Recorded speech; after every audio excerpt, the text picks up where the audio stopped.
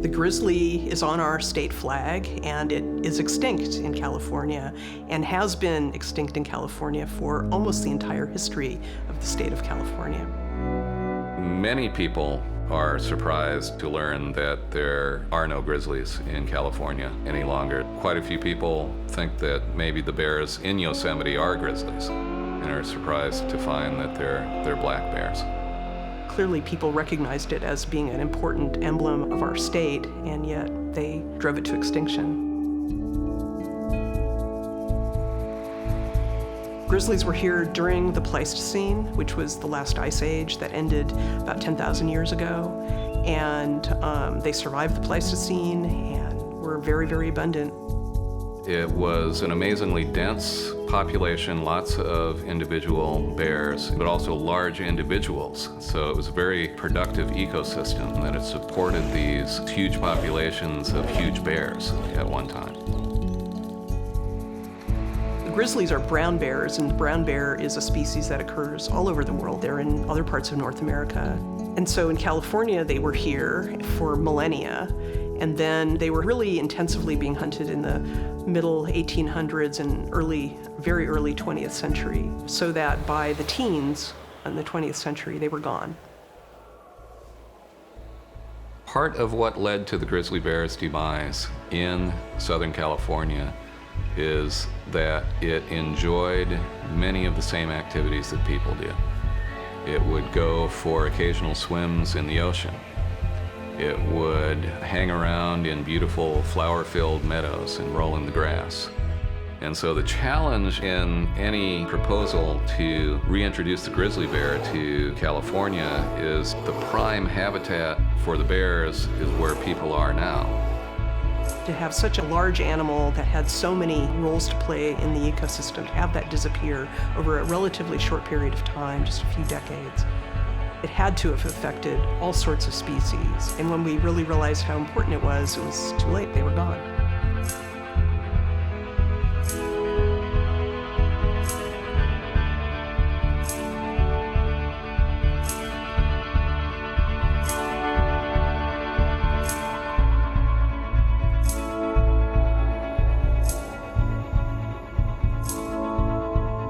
Grizzly bears have enormous claws, and they're extraordinarily strong. And when they're hungry, they will use those tools to access food. And so there are lots of early accounts made by European and American settlers and visitors to California where they describe observing grizzlies just digging vast patches of grassland up, looking for bulbs, for example, or insect grubs that they were eating, or ground squirrels and mice and other burrowing animals that were very, very plentiful. And so they would create huge patches of disturbed soil that the native plant species were adapted to. They'd been existing with grizzlies for millennia, and the grizzly was just part of the natural disturbance regime in our local environment.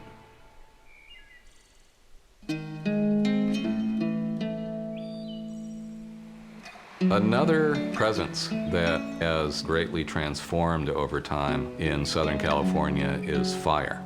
For thousands of years, indigenous people in Southern California carefully applied fire in a much different way. Part of the results of their application of fire to the land, it's very strongly tied to that interspecies relationship with grizzly bears.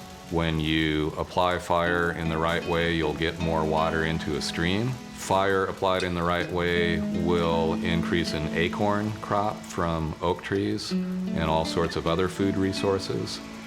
And fire will also open up these spaces so that the people will see the bears, for instance, and the bears will also see the people. Seeing each other, staying out of each other's way. And fire is a big part of what made that possible.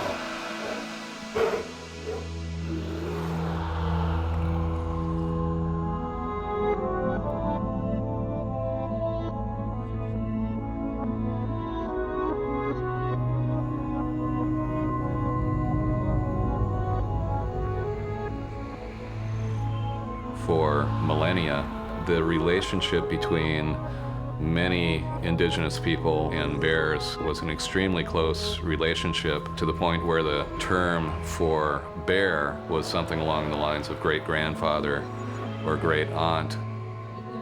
Many of the stories portray, in fact, people being so closely related to those bears or those ancestors that people could transform into bears. One of the quotations that caught my attention was a Cahuilla Indian elder by the name of Alvino Siva. I know that people can turn into bears, but to believe that, you have to be an Indian. Okay, well, what if I believe that? Where would it take me? Edward Winslow Gifford was a protege of Alfred Kroeber, who was essentially the founder of California anthropology. And I've run into Gifford's writings about these bear men, these bear people who could transform into bears. He'll simply say the man began to turn into a bear and started to take on the physical characteristics of a bear.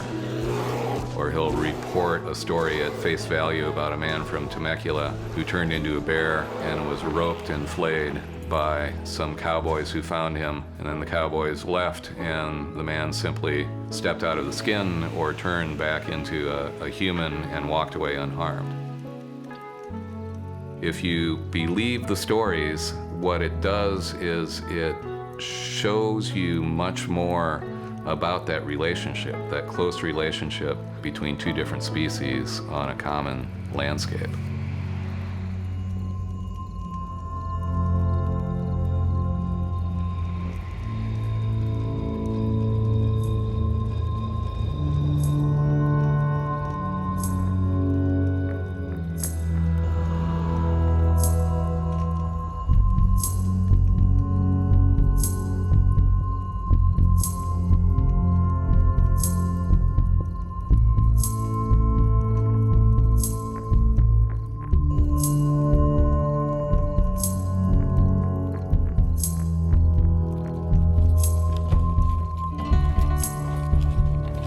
After the arrival of European and American settlers, the bears became competitors with humans in a way that they hadn't competed with humans in the past, with indigenous people. And so there was a competition for resources, and bears pilfering pork and beef and honey and all sorts of produce that the farmers had intended for other customers. The predator suppression movement is something that began in the latter part of the 19th century. There was a lot of thinking that we could control nature. We could dominate the environment for our human needs by establishing farms and ranches, and that those organisms were really not necessary. And so they were hunted out in great numbers. One strong, smart, fun-loving omnivore had to go. And it was pretty clear at the time that it wasn't going to be the human omnivore. It was going to be the bear that had to leave.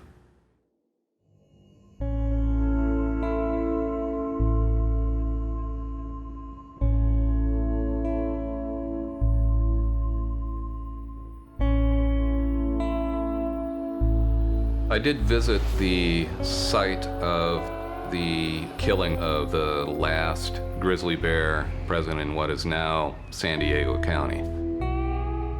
Henry Stewart and others had been pursuing this bear for some time, and many people had seen it, and it was called simply the Big Bear.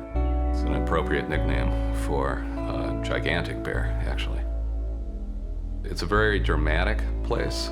It's actually on top of a hillside just outside of Camp Pendleton, a Marine Corps base on National Forest land.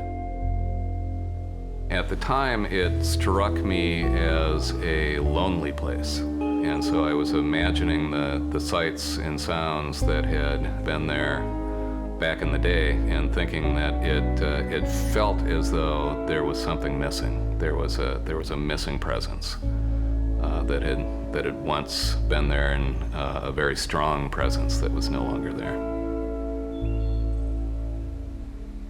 Thinking about what it means to be wild is a definition that is constantly changing. The time that grizzlies were here, that was certainly wild, and now that they're gone, we definitely lost something wild about our environment. I think after reading stories and listening to stories, talking with Native people who tell stories about grizzly bears, that people lost a relative, lost a family member. In a way, it is a fear of our own mortality. I think that's what happened in the late 19th and early 20th century, is that people no longer had room for the bear in Southern California.